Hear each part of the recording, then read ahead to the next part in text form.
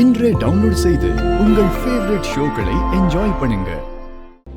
Hello, நான் மண்டபத்துல இருந்து மேனேஜர் பேசுறேமா. சொல்லுங்க சார். நீங்க என்ன இன்னும் பணம் கட்டாம இருக்கீங்களே? ஏற்கனவே அட்வான்ஸ் தான் கட்டிட்டேனே சார். மா, அட்வான்ஸ் கட்டினா மட்டும் பத்தாதுமா, ஃபுல் பேமெண்ட்டையும் பே பண்ணணுமா. இது என்ன சார் புதுசா இருக்கு? மா, இங்க அப்படிதாம்மா. இன்னைக்கு சாயங்காலம் 4 மணிக்குள்ள மிச்ச காசை கட்டிருங்க, இல்லைன்னா மண்டபத்தை வேற யாருக்காவது கொடுத்துருவேன். சார், இது என்ன புது பிரச்சனையா இருக்கு? சரி, நேர்ல போய் கேட்டு என்னன்னு பாப்போம். சார். சொல்லுங்கம்மா. சார், ஃபோன் பண்ணி இன்னைக்கு எல்லா அமௌண்ட்டும் கட்ட சொன்னீங்களே. ஓ, நீங்க தானே அது? சார், எப்பவுமே கல்யாணத்துக்கு அப்புறம் தானே ஃபுல் அமௌண்ட் கட்ட சொல்லுவாங்க. அப்படின்னு உங்ககிட்ட யாருமா சொன்னது? நான் சொன்னேனா? எல்லா இடத்துலயும் அப்படிதானே சார் நடக்குது.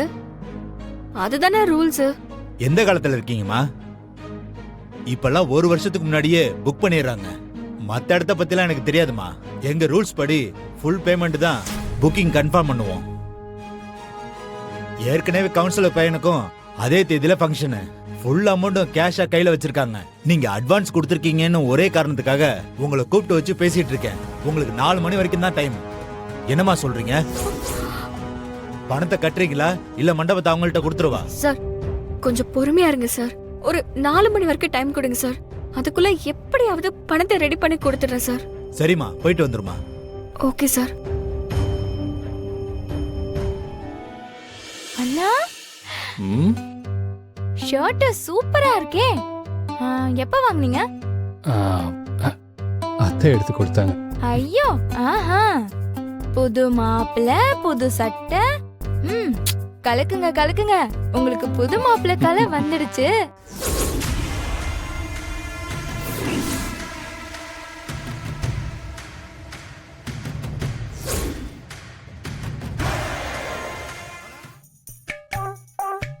கர்ணா, பூ மார்க்கெட்ல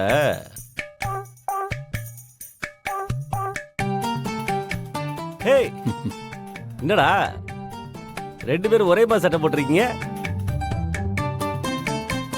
நல்லா இருக்குடா. டக்குன்னு பார்த்தா 2 பேருக்கு வித்தியாசமே தெரியல.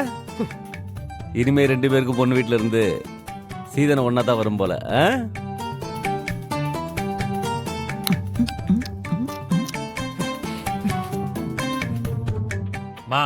ஒரு மாசத்துல ஒரு ஆளுக்கு தான் கொடுக்க முடியும்.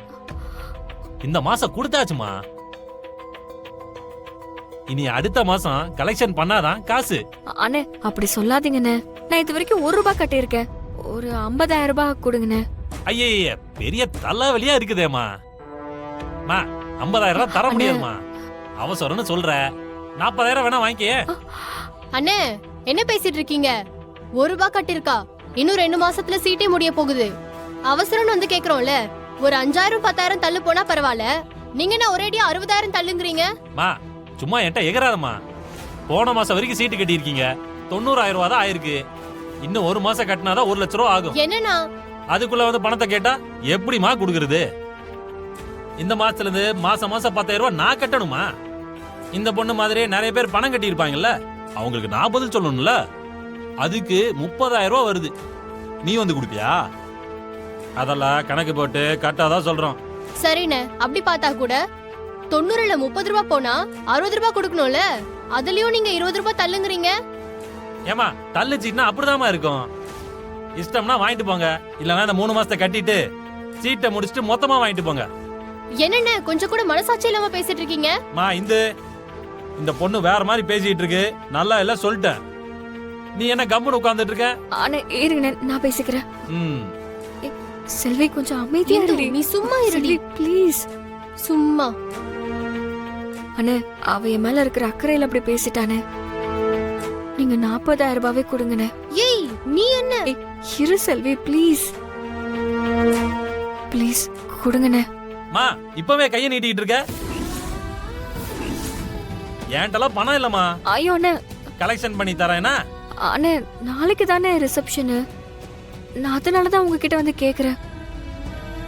புரியுதுமா. நான் எல்லாத்திட்டையும் கலெக்ஷன் பண்ணணும்ல. கலெக்ஷன் பண்ணிட்டு நான் கால் பண்றேன், வந்து வாங்கிட்டு போங்க. இந்தாங்கம்மா. வண்டியை வைக்கணும். வண்டியை வைக்கணுமா? நீங்க வாங்கிக்கிறீங்களா? உங்க வண்டியவா? ஆமா. இந்த வண்டியவா? நிஜமாவே விக்கிறீங்களா? ஆமா, எதுக்கு விக்கிறீங்க?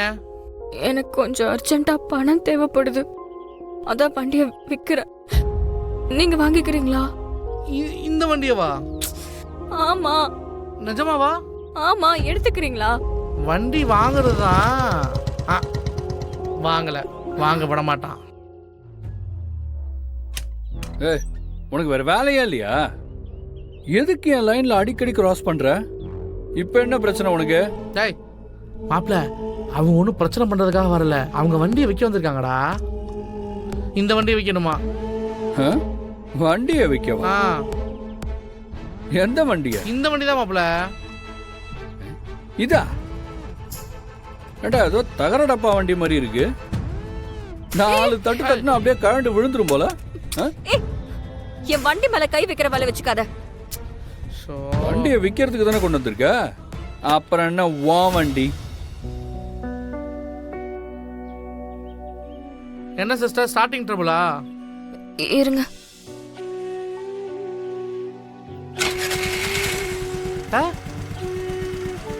என்ன நீங்க தொடர்ந்து ஸ்டார்ட் ஆயிடுச்சு? ஆஹா, அதெல்லாம் இல்ல. என்ன வண்டியோ. இருங்க, ஒரு ரவுண்டு போயிட்டு வரேன். இந்தாங்க, இதை பிடிங்க. போயிட்டு வந்துடுறேன். போயிட்டு வந்துருவியா? வந்துடுறேன்டா. போ போ. சிஸ்டர், ஸ்பானர் கொடுங்க. பார்த்தாச்சு, நல்ல கண்டிஷன்ல இருக்கு. ஒரு 33,000 கிடைக்கும் சிஸ்டர். அவ்வளவுதான் கிடைக்குமா? ஏய், இந்த வண்டிக்கு இதுவே அதிகம்டா. நல்லா ஓட்டி பாத்தியா? அப்புறம் பெரிய வேலைலாம் ஒண்ணும் இல்லடா, சின்ன சின்ன வேலை தான் இருக்கு. கொஞ்சம் அதிகமா கிடைக்குமா? இதை பாருங்க சிஸ்டர், உங்களுக்கு நல்ல ரேட்டு தான் சொல்லியிருக்கேன். எங்க போனாலும் இந்த ரேட்டு தரவே மாட்டாங்க.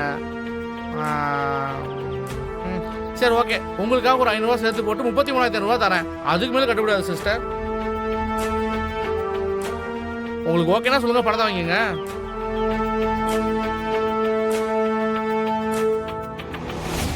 ஓகேவா? அப்போ ஓகே, நான் போய் எடுத்துட்டு வரேன். எதுக்கு இந்த டப்பா வண்டிய காசு கொடுத்து வாங்குறான்னு தெரியல. என்னமோ பண்றான்.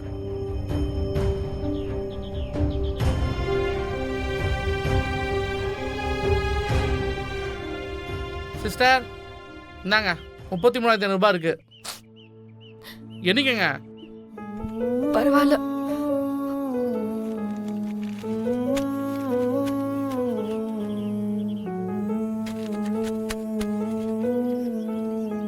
அதான் வண்டி இல்லைல்ல, அப்புறம் எதுக்கு ஹெல்மெட் கூட?